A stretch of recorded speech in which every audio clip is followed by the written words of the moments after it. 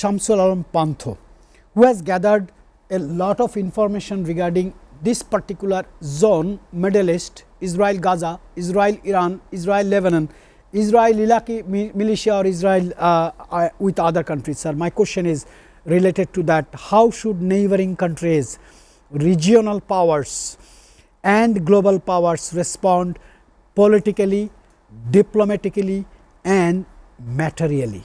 Thank you for the question. As I understand, it is of high significance as of today's events. The Middle East and how Israel is trying to destabilize the entire Middle East is not only affecting the reputation of other countries, but also Israel's reputation to cease as a state. Not only that, we understand that their attack on Qatar opened up new avenues of dialogue and discussion. We see how Qatar had scrambled an emergency summit meeting all the Gulf country leaders, and it's not just the GCC that is concerned here. We also see that the Organization of Islamic Cooperation is also concerned about someone in their neighborhood trying to destabilize the region. Of course, there are many US allies in the region apart from Israel. There is Saudi Arabia, there is Bahrain, there is Qatar. These countries are definitely having a beneficial relationship with the United States of America. This is, of course, historically speaking. Not that new ties have been made in Donald Trump's legislation or administration in the last more or less 9 months.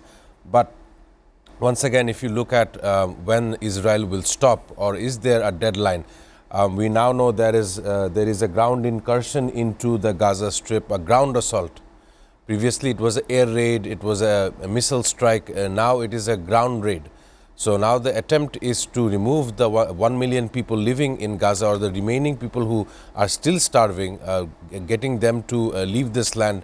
I don't see it to be any kind of maneuver of an army to do such an I really appreciate, sir. For a huge breaking news for Bangladesh, Economic Times just informed me that US military movements near Bangladesh raised concerns in India and Myanmar, sir, and increasing US activity in the Chittagong region has triggered alarm in neighboring countries about shifts in regional dynamics. I am sure General Shafat will have lot of information, lot of details on that.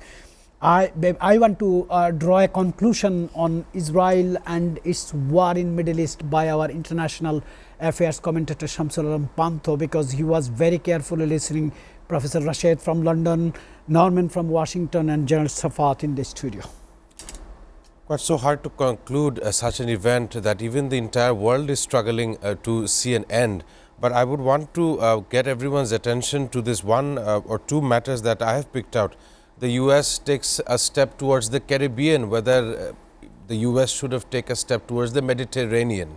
This is why I say it, because not much attention is required for illegal drug trafficking as much as innocent women and children being killed in the Middle East. This is my aspect. And another point that I want to pick out, where was the IDF when Hamas barged into the Israeli boundary?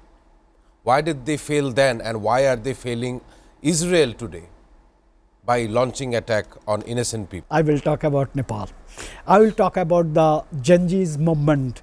I will talk about the role of social media in recent times lifestyles of the young generation. What are the latest you observe from Nepal? Thanks for this question. I understand how important this is. You know, Harvard scientists and scientists around the globe say smartphones are dangerous for young babies who are growing up. The radiation that stimulates from these devices are definitely harmful for very young infants.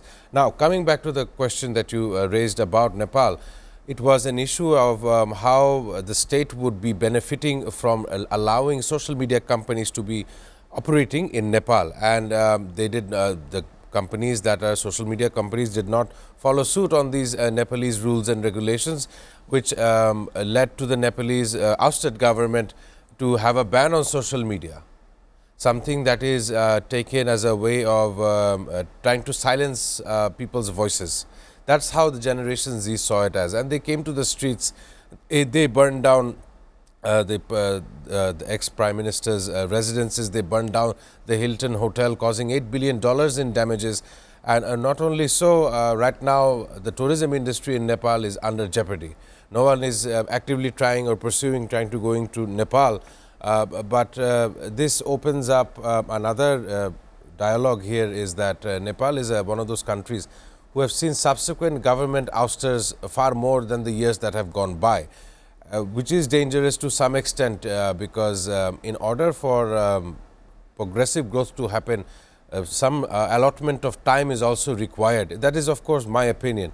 But in general, South Asia seems to be the continent or the region where Generation Z revolution is taking more of a ground. And I just want to connect it with the murder of Charlie Kirk. You see, radicalization of young people is happening on the rise in America. That is also a point to be noted, as Generation Z has not spoken about how they see Donald Trump in America. So we all have to be very careful of how we handle the younger kids. I want to do one question, but you have to make a specific answer. Do you think Gen Zs are going to reshape the world politics and ruling system? It's 2025 today, and to understand your question, we must see how they have a beneficial relationship in the upcoming decades. Whether or not they have any kind of motives for the rest of the century is a matter to be seen. Allow me to include our international affairs commentator. He belongs this generation or near to this generation. But with a question, you have heard the powerful words used by General Shafat and acknowledgement of the failure of the senior leaders, I mean veteran political leaders, regarding the dirty politics. My question would be, how can governments or politicians balance national security, national integrity, sovereignty, regulation and citizens' right to free expression, also with the related to the digital access? It's a very complicated question, sir. The question is quite broad ranged, but I would want to add here that if it's a matter of sovereignty and allowing citizens to have a voice, even today we see there's politicians, people who are in the cabinet today, they want to make reform, they want to have changes in society, but there are problems in society as well which are underlying and not addressed to that capacity. As I'm sure a professor definitely teaches students of my age as well, and their voices, and they're not always heard. But today you see Bangladesh, a sovereign nation, we must understand our neighborhood first. We must understand who is surrounding us on all of our borders, that is India. We must understand how a war-torn or a faction war is happening in Myanmar, and how we are not concerned of 1 million Rakhine people are residing in Bangladesh ever since 2018. If you even look today, today is 2025, ever since 2018 we have a international refugee crisis happening on the shores of Cox's Bazar, and yet no government has stepped out internationally pressurizing to find a solution to this issue. There is a mini Gaza in Cox's Bazar that the world seems to ignore.